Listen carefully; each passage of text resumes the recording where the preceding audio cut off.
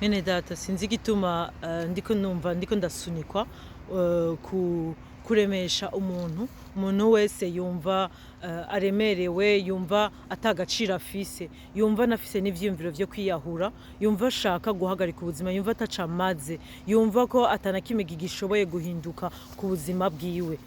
Imana numva ndiko ariko arandugamwo uguhozwa kw'Imana kandi n'ukuremeshwa kw'Imana. Avuga aho Imana numva iriko iravuga bitomoye ati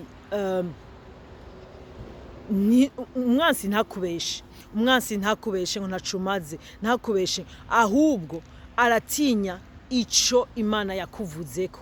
Haleluya. Ahubwo aratinya ko umunsi wamenye ukuri ubu unye azoba nosoma azogutaye, azoba kubuze, mugabo aratinya ico ushoboye kuzokora mu bwami bw'ijuru, kandi wenyene umubwami ico uzoshobozwa, ico uzokoreshwa n'ubwami bw'ijuru kugira umene ivyo mu bwami bw'umwijima.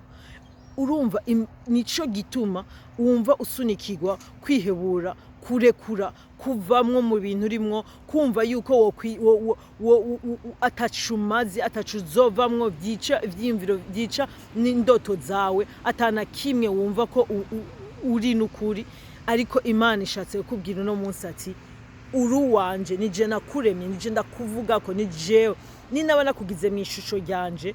Ntushobora kuba udasanzwe, ntushobora kuba utacamaze, ntushobora kuba uwo atacazovamwo, ntushobora kuba uwo ukwiriye kwiyahura, no, ntushobora kuba uwiyambura ubuzima, ni jewe ubuzima bwawe.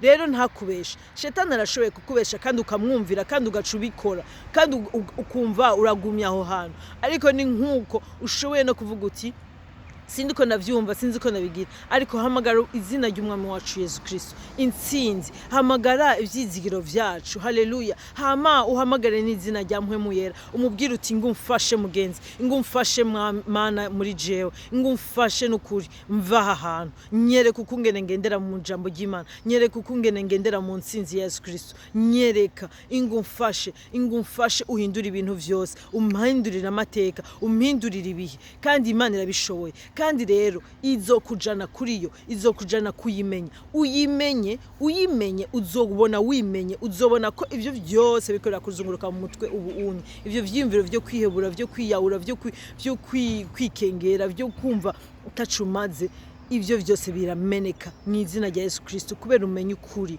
ngo muzomenya ukuri, kandi ukuri kuzoba bohora. Haleluya. Uwo ni muri Yohana 8. Ndabagusengeye mwene data, nukuri Imana ikungirije neza, Imana ikurobe, ikundoberere n'ukuri, nawe uyikundire, wemere kwinjira, wemere gufata ukuboko kwayo iriko iraguhamagara, wemere kumviriza iryo jwi rindi ririko irakubwira ati oyaye, hagarika ivyo vyimviro sivyo, ivyo ni ibinyoma, ukuri ni ukwanje. Haleluya. Ukuri ni ukw'Imana, ibinyoma ni vya Shetani ariko arakubesha.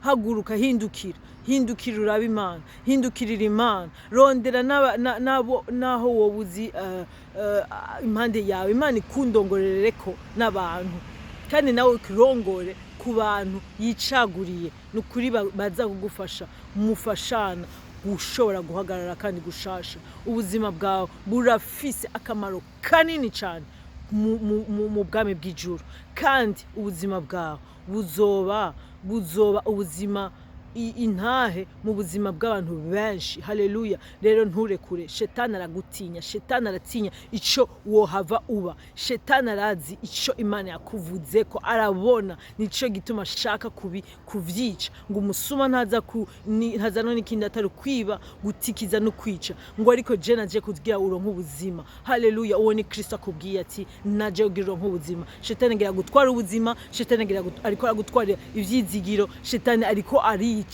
arakumeraheza, ashaka ubuhoho wowe nyene umwemerere mukorane wiheraheze, ariko mwankire, fata Kristo, fata ukuboko kwa Kristo, vuga uti Kristo mwami, ingundokore, ndi ngaha, nukuri abe n'umwanya uhindukira Kristo vy'ukuri, bidaciye, bitavanze, biri vya Kristo nyene. Mpwemu Yera akungirire neza, akumfatira ukuboko, akungendeshe gendeshereze muri Kristo, akunjanya kuri Kristo. Haleluya. Imana ikugirire neza kandi uru w'agaciro, uri w'Imana ikunda, uri uwo ufise akazoza. Ndagutuye uje gusoma mu Befezo 2 igice ca 10 kuva ku 9 gushika ku 10. Imana iguhezagire cane. Shalom shalom. Amahoro y'Imana abe kuri wewe, urukundo rw'Imana, haleluya, n'ubuntu bw'Imana. Amen amen.